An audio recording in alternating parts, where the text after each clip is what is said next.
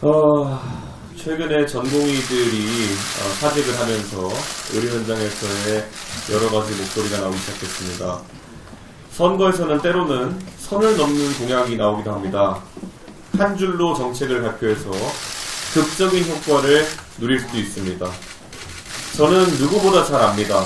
윤석열 대통령의 공약이라는 것이 어떻게 만들어지고 발표되었는지. 하지만 대통령 후보의 입에서 나온 표를 얻기 위한 공약과 국가를 책임진 대통령이 천명하는 정책은 다른 목적과 과정으로 탄생해야 합니다. 어제 한 지인으로부터 어머니가 암 조직 검사를 받아야 하는데 병원이 정상적으로 운영되지 않아 어떻게 해야 할지 모르겠다는 울먹임 섞인 전화를 받았습니다.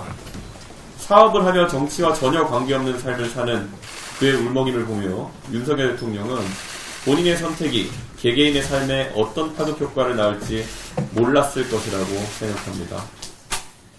정부는 의료 현장을 이탈하는 선택을 하는 전공의들을 비판하는 국민들이 늘어나기를 바라고 있을 것입니다. 2022년 지지율 위기 속에서 국민적 지탄을 받던 특정 노동조합에 대한 적극적 대응이 해열제와 같은 효과를 낳았던 것을 기억하고 있을 것입니다. 가볍게 술 한잔 마시면서 심리적 고단함을 푸는 것이 매일 반복되다 보면 결국 알코올 중독에 이르게 되고, 그렇게 되면 정상적인 생활이 안 되고 폐인이 되는 것처럼 해열제에 대한 의존성이 과도해지면 안 됩니다. 파급 효과에 대한 진지한 고민 없이 터져나오는 좋아 빠르게 가식의 국가 운영은 국가를 피폐하게 만들고 있습니다. 몇 년간 이어지던 의대 증원에 대한 논의가 국회의원 선거를 2달여 앞두고 발표되는 것이 오비 일학입니까? 준비된 개혁이었습니까? 수능이 9개월도 남지 않은 시점에서 3,000명이던 의대 정원을 내년부터 2,000명 늘린다는 발표가 입시에 어떤 영향을 가져올지 모르는 것입니까? 입시 현장은 갑자기 의대를 준비하게 된 최상위권 학생들의 사교육 광풍으로 혼란의 도가니입니다. 의사들의 반응이 특별한 것이 아닙니다. 서울의 개인 택시 면허를 한 번에 66% 늘린다고 해도 CU에서 편의점 점포수를 단위 면적당 66% 늘린다고 해도 격렬한 저항이 있을 것입니다.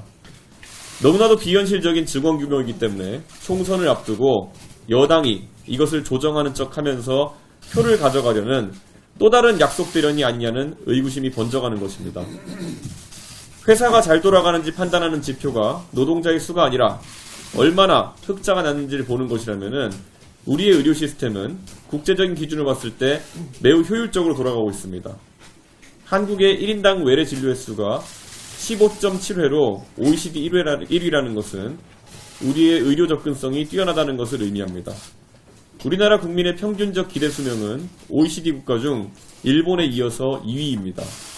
오스트리아는 우리보다 인구 1000명당 의사 수가 2배가 많지만 평균 수명은 우리보다 2년 이상 떨어집니다. 결국 의사 부족에 따른 문제보다는 특정 과에 대한 기피 현상이 문제입니다. 소아과 등의 비인기과 공급 증대를 목적으로 한다고 양의 머리를 내걸고 실제로는 고소득 직군인 의사 직군을 때려잡아서 일시적인 국민들의 지지를 얻어보기 위한 개고기를 팔아서야 되겠습니까? 소아과가 없어서 저출산인 것이 아니라 저출산이기 때문에 현재 수가 체계에서 소아과를 개원할 동력이 생기지 않는 것입니다. 윤석열 정부가 이를 풀어나가는 방식이 공정과 상식이 되려면 기형적인 수가 구조 속에서 박리담회식 의료행위로 평균 6분에 1명씩 환자를 봐야 하는 현실에 대한 문제의식을 갖는 것이 우선이고, 신생아가 1년에 100명 이하로 태어나는 34개의 지자체에서 지금의 수가로 어떻게 산부인과와 소아과를 운영하며 간호사 월급 주면서 병원을 개원해서 운영할 수 있는지 대안을 제시해야 합니다. 그래야 실질적으로 소아과와 산부인과의 공급을 늘릴 수 있습니다. 결국 수가구조의 개혁 외에는 답이 없습니다. 69시간 노동을 하면 과로사의 위험이 높아지고 정상적인 삶을 유지하기 어렵다고 했던가요?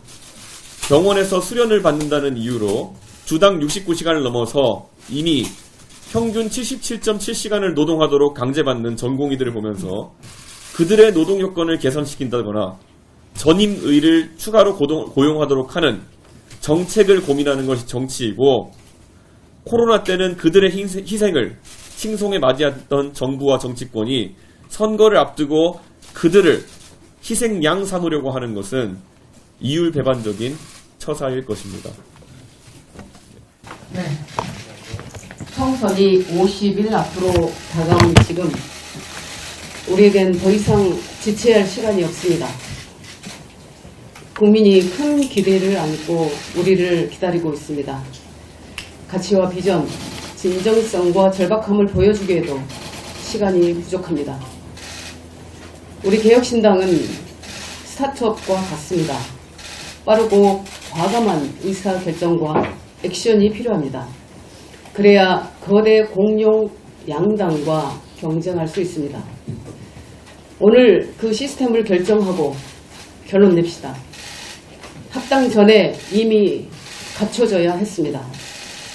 제가 애초에 한국의 희망과 개혁신당이 합의했던 정당정책과 시스템, 플랫폼 등 정당 운영의 원칙을 당 지도부에 계속 공유하고 강조했던 이유입니다.